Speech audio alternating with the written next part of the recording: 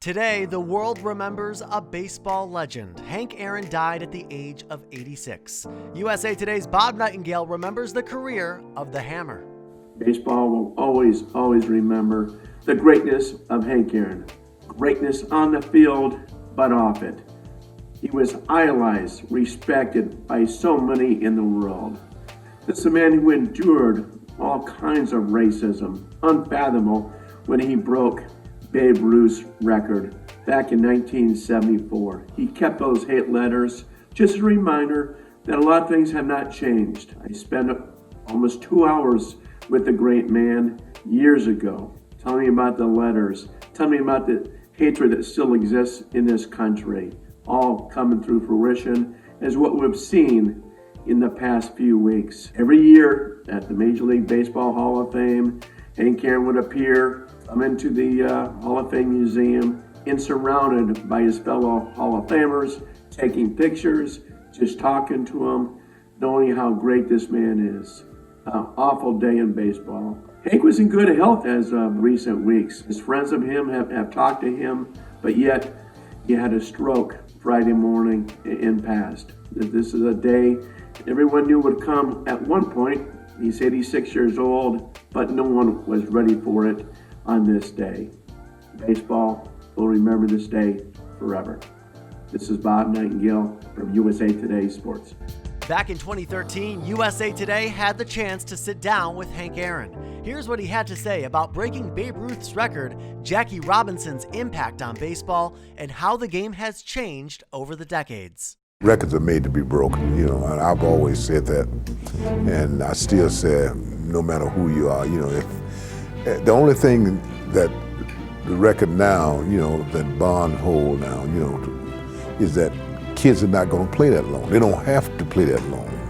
Hell, they make as much money in 2 years as I did in 23.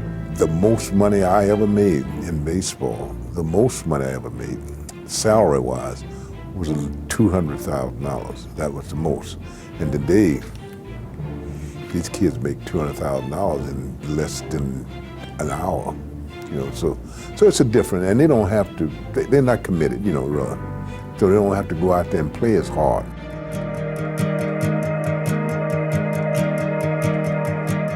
Just being able to go through what he went through as a man, he had to withstand a lot of things, name calling, threatening his family, and he realized that if he had failed, that it wouldn't have been a Henry Aaron.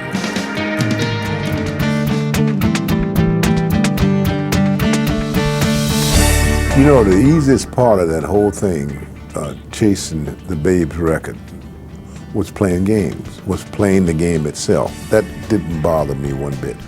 The hardest thing was after the game was over with dealing with the press. They just never could understand. Now, here come a black player, a young black player from Mobile, Alabama. He's challenging one of the most prestigious records in the world. We just can't have this.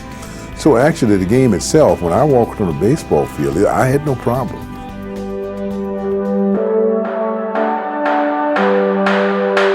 I guess the hardest thing right now for a young player is to get to know pitchers.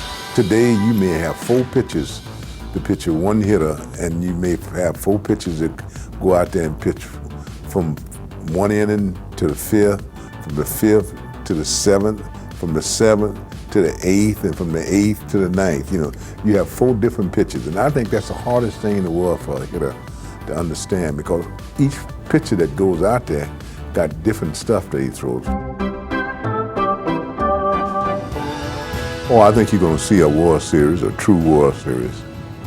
I think you see game being played here, but I think eventually, you're going to see probably the United States playing against Mexico and Mexico playing against it. And I think that's the test now.